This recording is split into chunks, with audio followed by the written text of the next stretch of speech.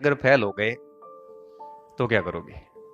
इसलिए मैं उस स्टूडेंट को सबसे मजबूत स्टूडेंट मानता हूं। मैं उस स्टूडेंट को सबसे गंभीर विद्यार्थी मानता हूं। मैं उस विद्यार्थी को सबसे योग्य विद्यार्थी मानता हूं जो अपनी असफलता के लिए रेडी है। फेल हो गया ना तो भी ये काम करूंगा, इस परीक्षा को करूंगा या इधर से करूंगा, इस टाइप से करूंगा। इन सफलता के लिए सब तैयार बैठे हैं, फिर असफलता किसको मिलेगी फिर? इसलिए कह रहा हूं कि अगर कितनी भी बढ़िया तैयारी है, दिमाग में ये चीज हमेशा रखना कि असफलता मिलने के बाद क्या स्थिति बनेगी। इससे आपको दो चीजें मिलेगी। एक तो ये कि असफलता के नाम से डर डर के पढ़ोगे, यार फेल हो गया तो फिर पढ़ोगे, रात को नींद नहीं आएगी और बिल्कुल एक मिनट भी कभी अपना व्यर्थ नहीं करोगे आप। जब बार बार दिमाग में असफलता आती है ना कि क्या पता फेल हो गए तो घर से पैसा कैसे आएगा, क्योंकि घर वालों ने तो फिक्स टाइम दिया है, भी अपने पास पैसे है कहाँ?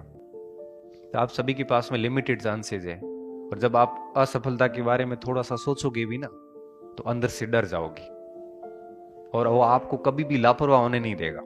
हर वक्त आप उस परीक्षा की परवाह करोगे और मेहनत करोगे। आप अपनी गलतियों को कभी देख नहीं पाओगे, क्योंकि दोस्त दुनिया में होते हैं, आप में होते नहीं है। ये हमें दिखता है ऐसा।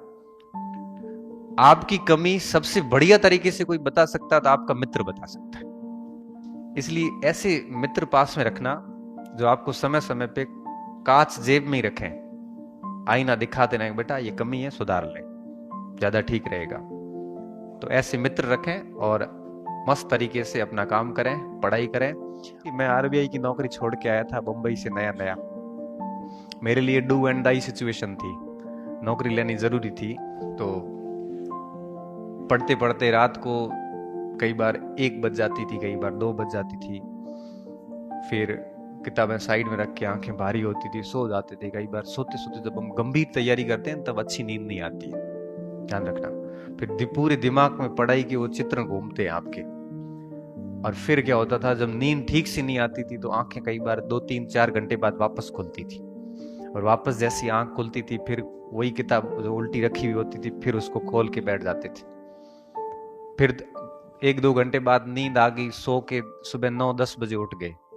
उठने के बाद में नशा तो किसी चीज का था नहीं, लेकिन फिर भी चलो चाय पी लेते हैं। चाय पी के फिर बैठ गए। हमें पता ही नहीं था कि हमारी टाइम टेबल कौन सा है।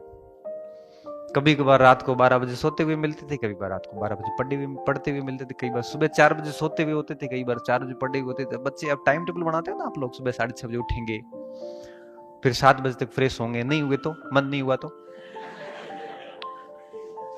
फिर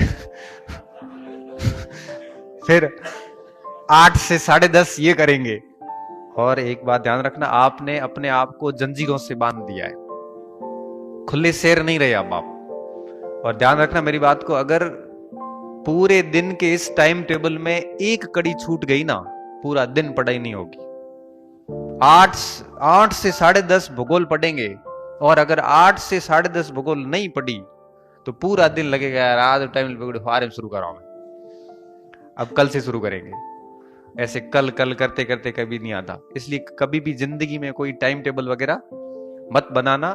जुनून जो है ना, मैं आपको बता रहा हूं, इस टाइप की पढ़ाई करते रहो। 18 घंटे भी हो जाती है, कभी कभार 5 घंटे ही होती है, लेकिन होती इतनी मजेदार है कि मन में खुशी होती है कि अपनी तरफ मौके थे कमी आई को नहीं ना, मैं देखी जाए आगे जो रिजल्ट